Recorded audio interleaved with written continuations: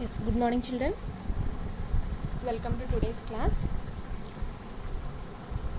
See, in today's class we are going to discuss about the distance and displacement and how to draw the vectors for that displacement also.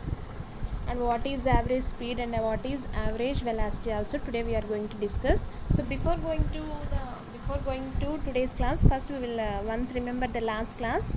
See, in last class we discussed about the relative motion.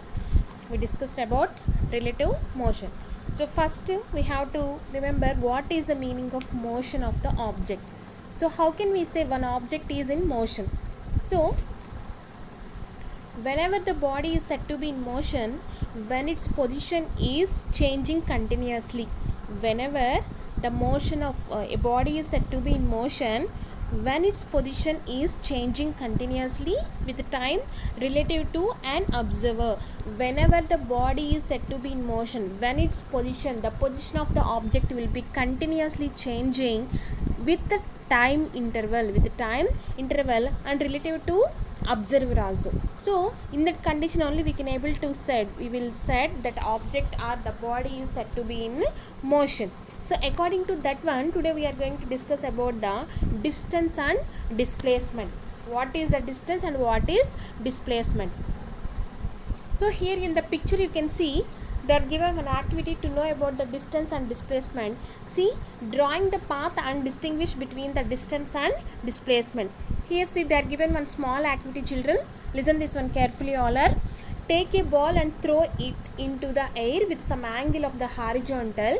Observe the path and draw it on paper. So first you have to take one ball and you have to throw that ball into the open air.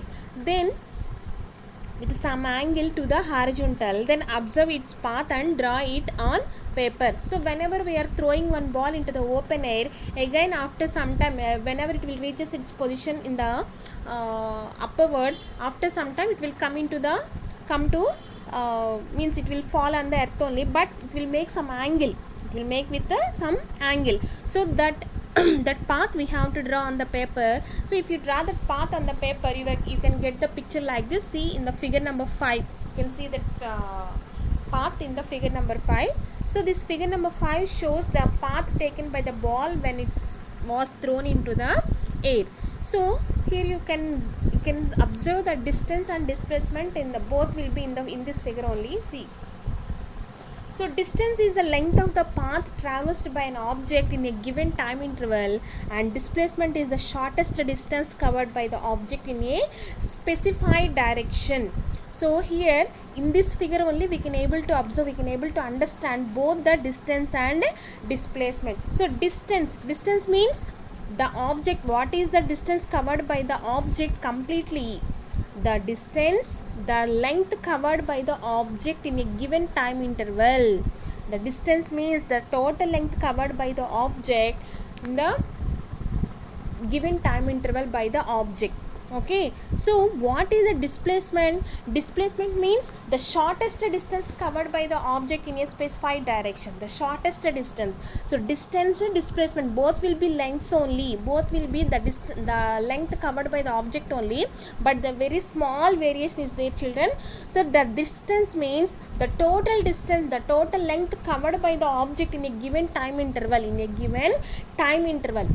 But in the displacement, the shortest distance covered by the object in a specified direction. So in the displacement there is no matter about the direction, and in the distance there is no matter about the direction, but in the displacement the shortest distance covered by the object in the specified direction. So in the figure number 5 you can see the distance ASB is the total length covered by the object in a given time interval. So this ASB we can call it as the distance of the object, distance traveled by the object, and the length taken by the object AB should be taken as a displacement.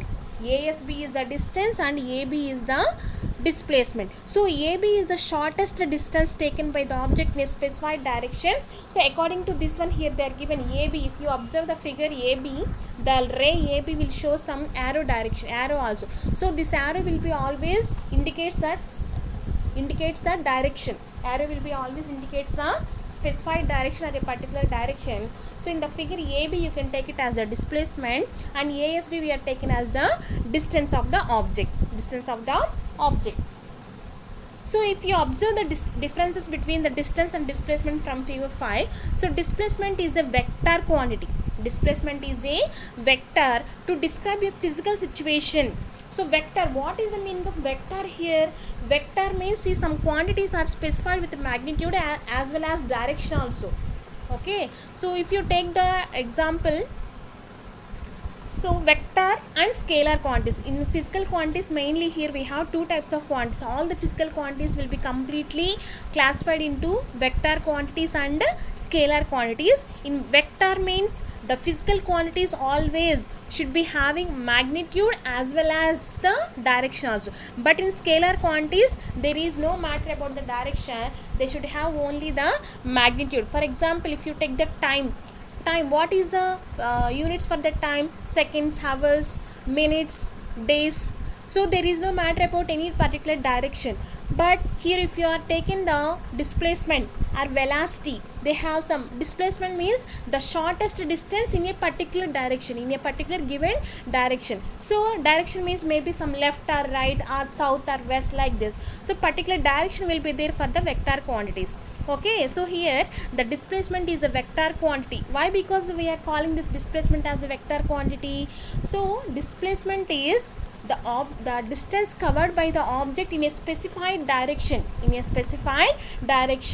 so that should be having the direction along with the magnitude. So these will be called as the vector quantities. These are the vector quantities. But here for the distance there is no matter about any, so there is no matter about any direction. So that's why the distance is a scalar quantity. So displacement is the vector quantity and distance is the scalar quantity.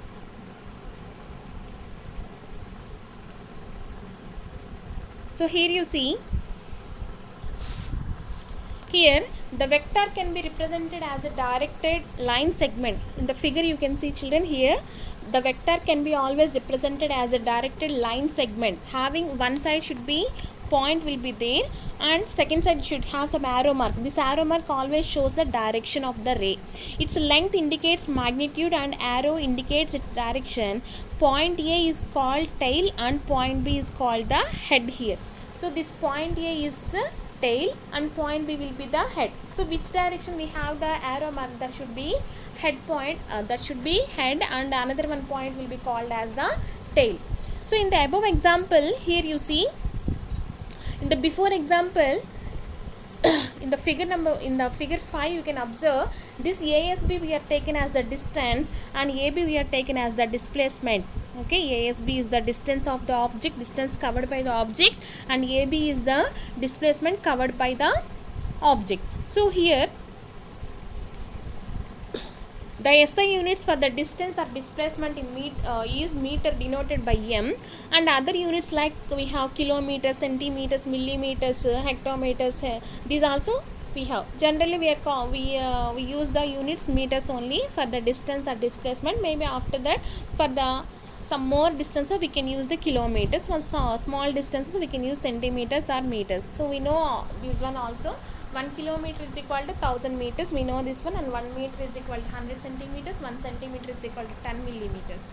Okay. So these are the SI units for the both distance and displacement also. And after this, here they are given another one activity. Activity 2, you see, children.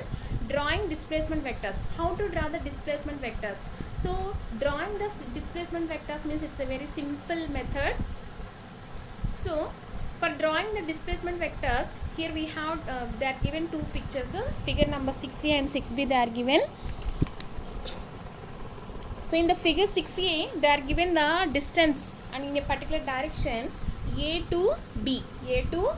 So simply you can add those 2 points A to B, then that should be become as the displacement vector for figure 6A.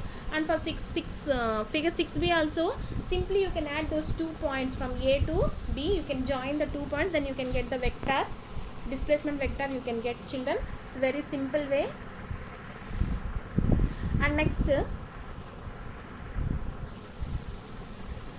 see, generally the distance covered and displacement are time independent quantities. Then this is about the distance and displacement. Finally, again we can once remember what is the distance and what is displacement. So distance is the length covered by the object, the total length covered by the object in a given particular time interval, Then what is the displacement? Displacement is the shortest length covered by the object, in a particular, in a specified direction, that is the displacement. So in the displacement particularly we will mention the direction, but in the distance we are no need to mention any direction, but time we have to undertake. So that is a small difference between distance and displacement, and for both we have same units, meters or kilometers and millimeters. But here you see, so the displacement is the vector quantity. Why? Because we have specified the direction for the displacement, and distance is a scalar quantity. There is no discussion about any direction for the distance. So these are the scalar and vector quantities. After this, we can go for the average speed and average velocity. See here, in figure A, they are given one small activity. A train named Godavari Express starts at 5 p.m. from Visakhapatnam and reaches Hyderabad at 5 a.m. for the next day. So the Godavari Express starts at 5 p.m.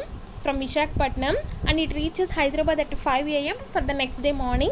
So now we have to draw the displacement vector from Visakhapatnam to Vijayawada. So whatever the distance they are given in the figure 7a, this should be the distance only, but here we have to draw the displacement vector.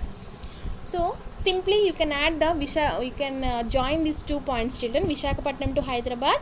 If you join these 2 points, we can get the displacement vector from Visakhapatnam to Hyderabad.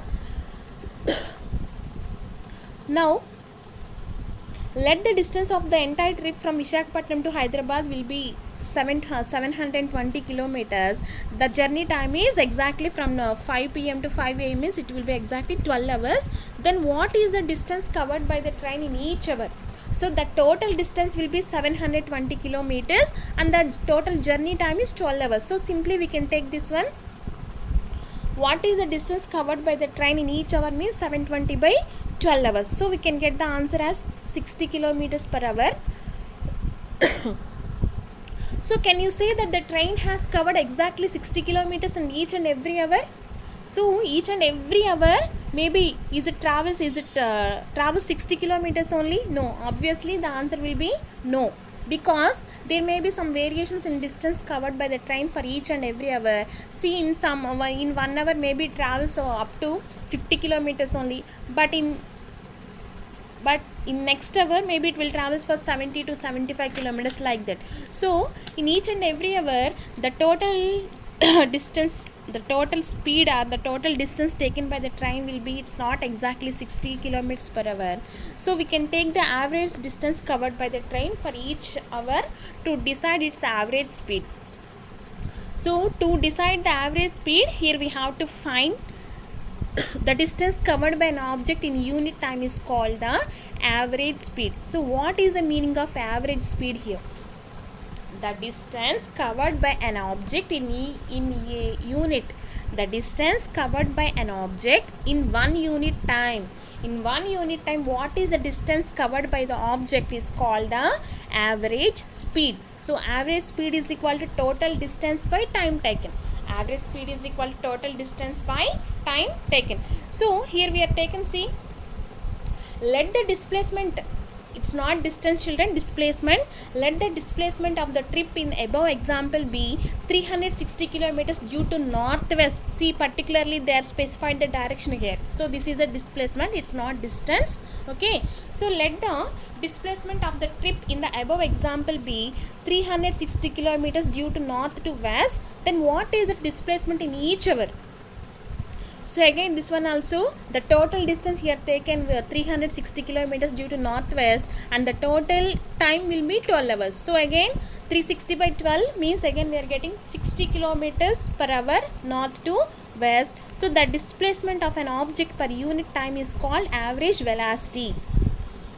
Here you see children, the distance covered by an object in 1 unit time is called average speed, and the displacement of an object per 1 unit time is called average velocity. Average speed, average velocity. Average speed should be taken according to the total distance, and average velocity will be taken according to the total displacement. So both will be having the same units only, but particular direction they are given for the average velocity and average displacement. But for distance and speed there is no specified direction. Okay, so finally the average speed will be, average speed is equal to total distance by time taken, and average velocity is equal to displacement by time taken. Here also again the average velocity should be a vector quantity. Why? Because it should be taken according to the displacement. So we already know displacement is a vector quantity, so average velocity and displacement both are vector quantities, and average speed and distance will be taken as the scalar quantities. So finally average speed and average velocity, these are the two, average speed and average velocity. So in next class we'll go what is the exact meaning of speed and velocity, children. So whoever have your books, you can take your books and read this follow the lesson properly, and you can read these formulas. So these two formulas will be very very important formulas, children, in this lesson. So everyone should follow the class properly, and you should read in textbook also. Thank you.